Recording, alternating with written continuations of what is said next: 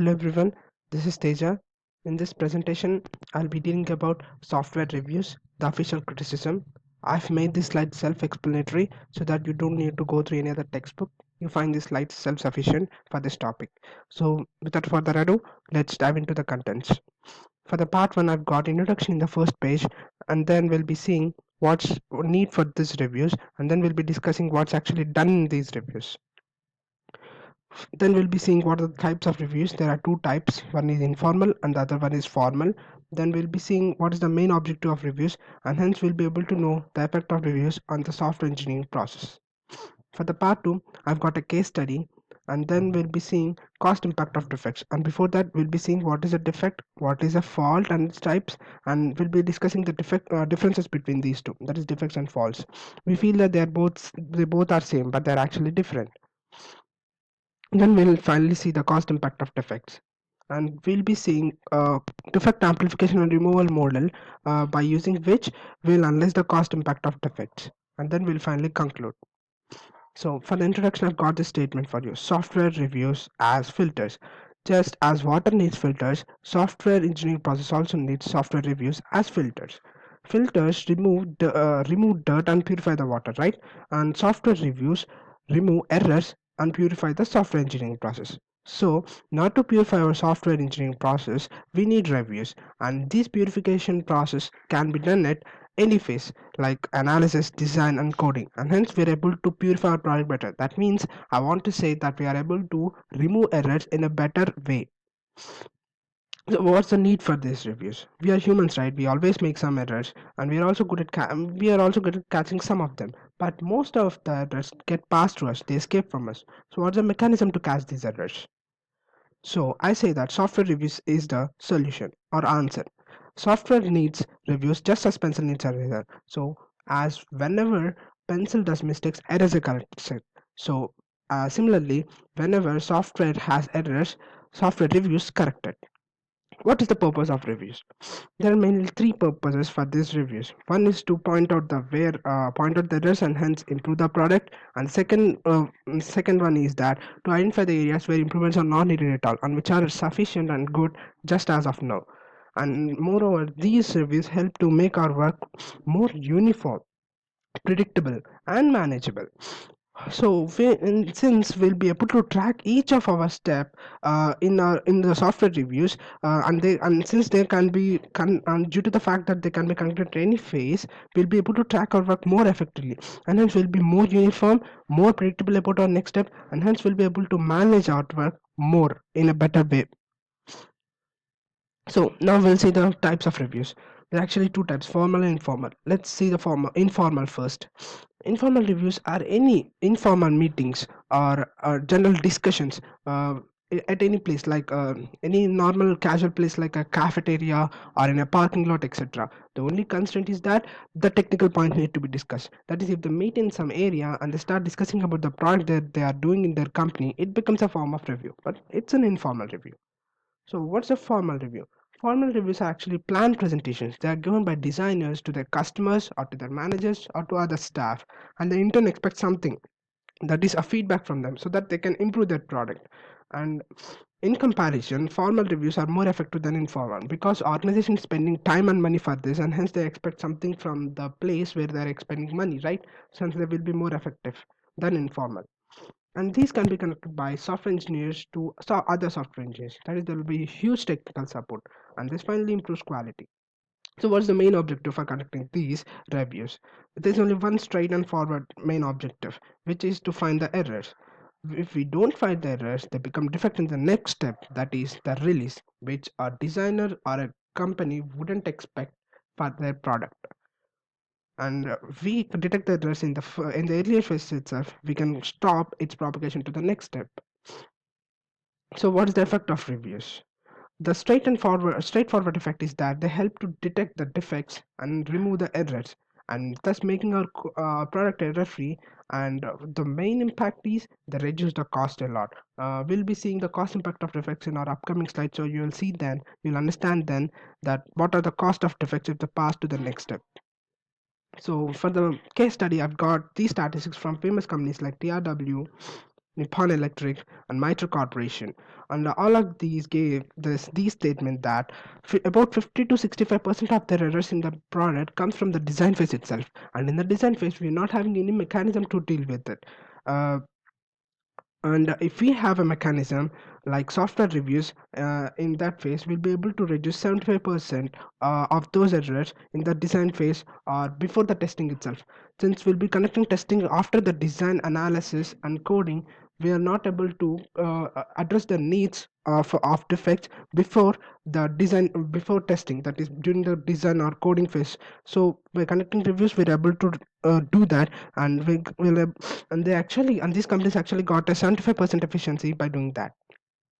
Okay, now let's discuss the defect versus faults. As I've said, we'll be seeing the differences between them. Now let's check out that.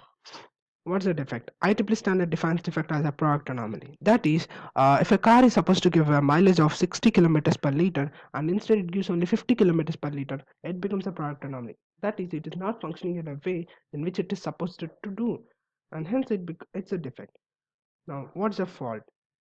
Fault is a defect inside the product. That is, it can be a broken wire or a component, and it can be logical too. That is, any incorrect logic in our program, or incorrect declaration of data, etc. All these logical costs also all these logical errors also become false.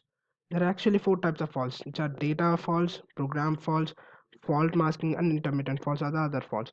Each of them suggests how correspond to their names, so I'll not be discussing them. And what do we get from this information? I say that faults are the cause of defects. That means we have defects because of faults. Hence, in order to address defects, in order to remove them, we need to first consider the faults in our product. So that's what I want to say. Now let's see the cost impact of defects.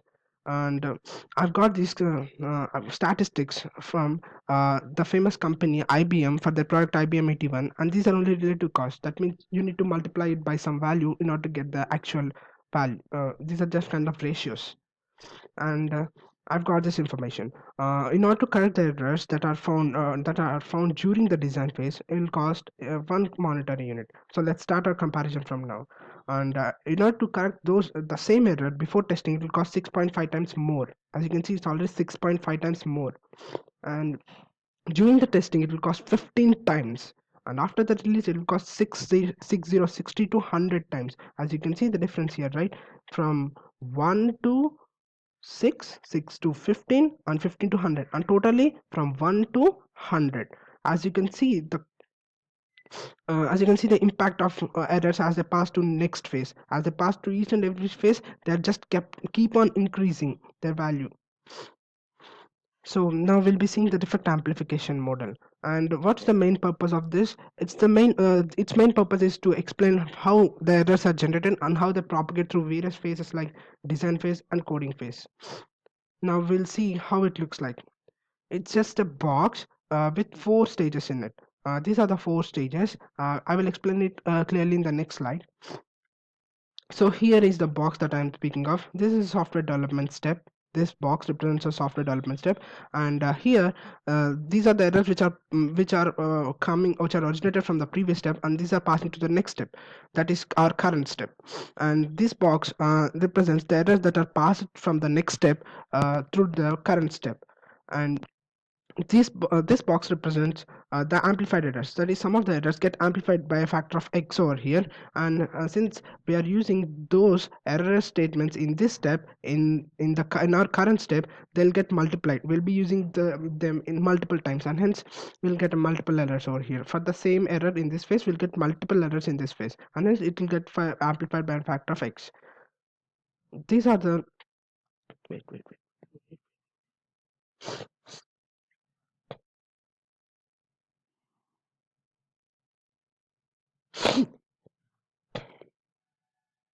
Sorry for that, my bad. Sorry, let's resume our discussion. As I'm saying that this box represent newly generated errors over here. As this step also generates some errors, these errors are represented in this box. And this box here represents the percentage efficiency. That is how much percentage of errors are detected through testing or through reviews. And after detection of these errors, some of the errors are still existing, and these pass to the next phase.